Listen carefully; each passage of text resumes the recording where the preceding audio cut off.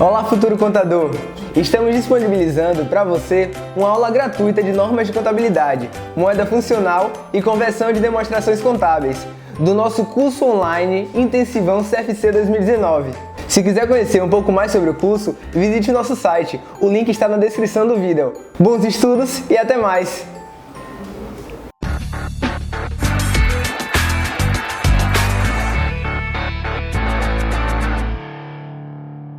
Um salve para você que está aqui se preparando para o exame de suficiência do CFC. Hoje a gente vai falar de normas de contabilidade, vamos falar sobre moeda funcional e conversão de demonstrações contábeis. Sério, Jorge? A gente vai falar disso? Isso aí cobra no CFC? Cobra. Eu vou mostrar a vocês que cobra e a gente precisa estar sabendo. Vamos lá? O conceito CPC 02, ele fala: moeda funcional é a moeda do ambiente econômico principal no qual a entidade opera. Então, o que é moeda funcional? Quando a gente vai montar uma empresa, vai elaborar as demonstrações contábeis, a gente tem que definir em qual é a moeda oficial da minha empresa. Então, é a moeda do ambiente econômico principal no qual a entidade opera. De forma geral, uma empresa aqui no Brasil, a moeda funcional vai ser os reais brasileiros. Mas pode ser que tantos eventos externos de outra localização influenciem nas decisões da empresa que ela pode ser daqui do Brasil, atuar aqui no Brasil, mas ter uma moeda funcional como, por exemplo, os dólares americanos. Isso depende de muitas outras variáveis. Então, ele fala assim: o ambiente econômico principal no qual a entidade opera é normalmente aquele em que principalmente ela gera e despende caixa. Então, o local que ela mais gasta dinheiro e que ela mais recebe dinheiro, que ela gera e despende caixa, geralmente é o ambiente econômico principal e é esse ambiente que vai ver qual é a moeda desse ambiente. Essa vai ser a moeda funcional da minha empresa. E aí vem definição. A entidade deve considerar os seguintes fatores na determinação de sua moeda funcional: a moeda que mais influencia os preços de venda de bens e serviços, geralmente é a moeda na qual os preços de venda para seus bens e serviços estão expressos e são liquidados. Então, se eu cobro tudo, por exemplo, em dólar, talvez mesmo aqui no Brasil, mas minhas transações, quando eu faço minhas cobranças de preço de venda de meus bens e serviços, eu faço todas as minhas vendas de prestação de serviço são em dólar. Opa, talvez minha moeda funcional pode ser o dólar, mesmo eu estando no Brasil, pode ser que não seja o real. E outro fator que deve considerar é a moeda do país cujas forças competitivas de regulações mais influenciam na determinação dos preços de venda para seus bens e serviços. Então, como eu falei, às vezes eu cobro tudo em dólar aí, mas as forças competitivas também são as forças competitivas dos Estados Unidos. Então, mesmo eu sendo instalado aqui no Brasil, talvez não seja o real brasileiro. Isso é muito importante, é o quanto o ambiente, o país, a moeda daquele país e a moeda que eu utilizo para poder gerar minha receita e despender despesa influenciam nas minhas decisões. Isso pode afetar consideravelmente a escolha da minha moeda funcional. E aí ele fala outro fator que deve ser considerado: a moeda que mais influencia fatores como mão de obra, matéria-prima e outros custos para o fornecimento de bens ou serviços. Geralmente é a moeda na qual tais custos estão expressos e são liquidados. Então, gera e despende caixa, como a gente viu no slide anterior. E aí ela fala também: os seguintes fatores também podem servir como evidências para determinar a moeda funcional da entidade. A moeda por meio da qual são originados recursos das atividades de financiamento, então emissão de títulos, dívidas de ações. Então imagine que todo o meu financiamento, eu sou uma empresa que tem um alto financiamento, um alto endividamento, e toda a minha atividade de financiamento ela é feita em dólar. Opa, será que minha moeda funcional é o dólar e não o real, mesmo eu estando aqui no Brasil? E a moeda por meio do qual os recursos gerados pelas atividades operacionais são usualmente acumulados. Então, se a moeda é o dólar, apesar de eu estar no Brasil mais uma vez, talvez seja ela. Então, não é simplesmente pegar: eu estou aqui no Brasil, minha moeda funcional é o real. Não. Eu tenho que ver todo esse contexto de financiamento, de geração de caixa, de gastos, de quanto dispende de caixa também, para ver dispêndio de caixa, para ver qual é a definição para eu definir de forma clara a minha moeda funcional, a moeda funcional da minha empresa. E aí a gente vem conversão para a moeda de apresentação, porque aí pode ser também que eu tenha minha moeda funcional. Vamos lá, eu defino que minha moeda funcional é o dólar, mas eu estou aqui no Brasil. Eu vou apresentar minhas demonstrações financeiras, ainda que eu apresente em dólar, eu vou apresentar em reais. Os meus usuários da informação aqui no Brasil, eles querem saber a minha situação financeira em reais, não em dólar. E aí, como é que eu faço? E aí a norma fala sobre isso também. Ela fala que a entidade pode apresentar suas demonstrações contábeis em qualquer moeda. Isso aí, pô, imagine se impedisse de eu apresentar na moeda que eu quisesse. Então, se a moeda de apresentação das demonstrações contábeis difere da moeda funcional da entidade, seus resultados de sua posição financeira devem ser convertidos para a moeda de apresentação. Então, sim, eu tenho que fazer toda essa conversão. Mas e aí, como essa conversão é simplesmente pegar lá, tudo multiplicar por qual dólar, por qual taxa de dólar? Toda a minha estrutura é pela mesma taxa? Não, a norma fala isso também. Ela fala que os resultados de a posição financeira da entidade devem ser convertidos para a moeda de apresentação diferente, adotando-se os seguintes procedimentos. Ativos e passivos para cada balanço patrimonial apresentado, incluindo os balanços comparativos, devem ser convertidos utilizando-se a taxa de câmbio do fechamento na data do respectivo balanço. Ou seja, demonstração financeira de 31 de dezembro de 2017, eu pego a taxa de fechamento do dólar de 31 de dezembro de 2017, converto meus ativos e passivos que estavam em dólar, por exemplo, para real, para aquela data, ou vice-versa, ou qualquer moeda que seja utilizada. Ativo e passivo, data de fechamento, data que eu estou querendo mostrar minha informação financeira. Receitas de despesas para cada demonstração do resultado abrangente ou demonstração do resultado apresentada, incluindo demonstrações comparativas, devem ser convertidas pelas taxas de câmbio vigentes nas datas de ocorrência das transações. E aí ele fala que todas as variações cambiais resultantes devem ser reconhecidas em outros resultados de abrangentes. Uma conta, outros resultados de abrangentes.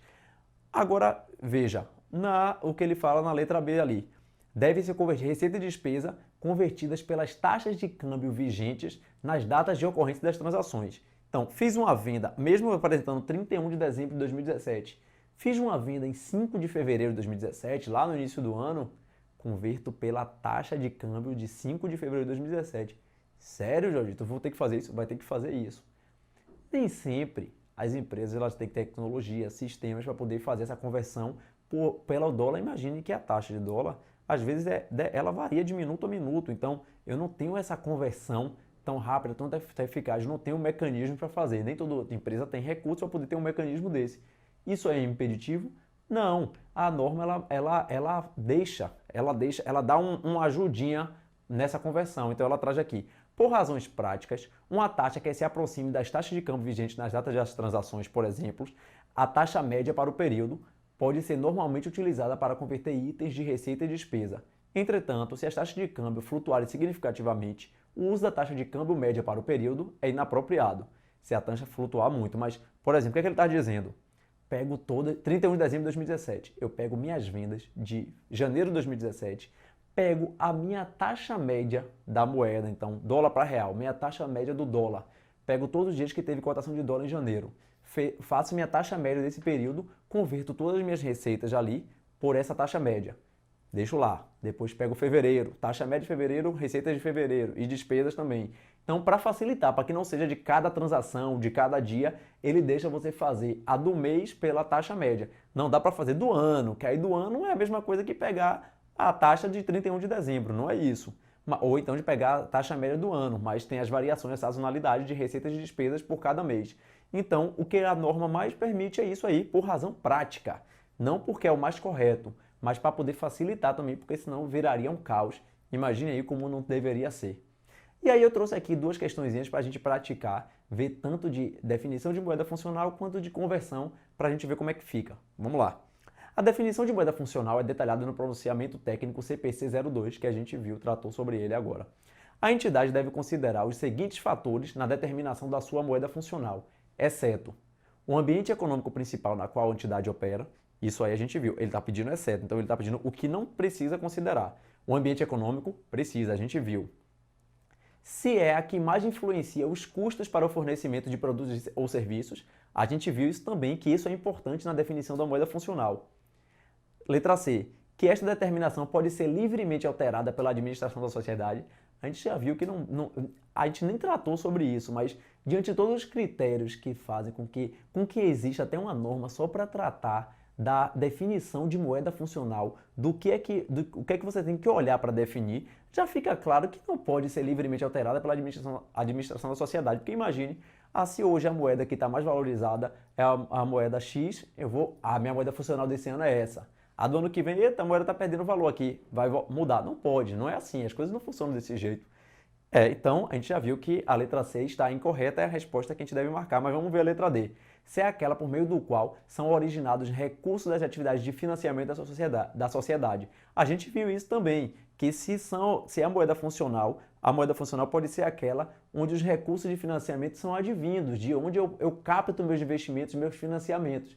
Então, pode sim, essa daí ser a moeda funcional. Então, a gente viu que a resposta incorreta, que é a que a gente deve marcar, já que ele está pedindo a exceção, é a letra C. A escolha da moeda funcional não pode ser livremente alterada pela administração da sociedade de forma nenhuma. Tá tranquilo? Vamos ver uma questão aqui agora de conversão. Uma empresa agroindustrial que tem o real como moeda funcional importou uma colheitadeira no valor de 10 mil dólares. Por ocasião do desembaraço aduaneiro, efetuado no dia 30 de abril, foram pagos tributos não recuperáveis no montante de R$ 2.000. A colheitadeira foi usada ao longo do mês de maio. O pagamento foi acordado para ser efetuado em 30 de junho, ao final da colheita da safra. As cotações hipotéticas do dólar no período são: 30 de abril o dólar é 3,30, 30 de maio 3,60, 30 de junho R$ 4,00. Tendo em vista as informações apresentadas anteriormente, bem como o disposto nas normas brasileiras de contabilidade sobre conversão de demonstrações contábeis de ativo imobilizado, é correto afirmar que deverá ser registrado o valor desta colheitadeira em 30 de abril. Então aqui ele vem. Quanto foi a colheitadeira? R$ 10.000. Foram pagos impostos por desembaraço aduaneiro, né? Tributos não recuperáveis no montante de 2.000. Isso aí também deve compor o custo do meu produto, o custo do meu ativo imobilizado. A colheitadeira foi usada ao longo do mês de maio, já foi usada, então está pronta para usar. Então vamos lá. 10.000, quando foi que ela comprou? Comprou, importou a colheitadeira, foi no dia 30 de abril, que foi o desembaraço aduaneiro. Então pronto, 30 de abril houve essa transferência, ela já é minha, 30 de abril o dólar foi 3,30. Então são os 10 mil dólares mais os 3,30. Mas é só isso que eu devo registrar? Não, tem os R$ 2.000 lá dos meus tributos não recuperáveis. Eu precisei pagar, senão aquele imobilizado não ia vir para mim. Então aquilo sim compõe o custo do meu ativo imobilizado. É só importante a gente ressaltar que esses 2.000 eles já estão em reais, para a gente não acabar somando os 10 mil dólares com os 2.000 reais, fazer a conversão, dar um número errado e a gente acabar errando a questão. Então aqui, dólar 30 de abril, como eu trouxe, 3,30, 10 mil dólares vezes 3,30 dá 33 mil reais. Os 33 mil reais mais os 2 mil reais de tributos não recuperáveis dá 35 mil reais. Alternativa correta, letra B. O que a gente mais precisa fixar, principalmente definição de moeda funcional, leva em consideração aqueles aspectos mais tranquilo de entender. Na conversão é lembrar de ativos e passivos pela data de fechamento, pela data que, nesse caso aí, a data que ocorrer a transação, eu já vou registrar. E meu patrimônio, minhas receitas de minhas despesas, desculpe, elas devem ser pela taxa média do período, né? Pelo dólar médio de cada uma das transações, porque se for, o ideal é que seja por cada transação. O patrimônio líquido também é sempre pelo histórico, então se eu integralizei capital no dia 5 de abril, a integralização daquele período, o meu capital social ele não vai ficar variando sempre. É daquele período e já foi. É uma taxa histórica. Então, é simples, é tranquilo, basta a gente fazer essas diferenciações que a gente consegue sim acertar uma questão como essa.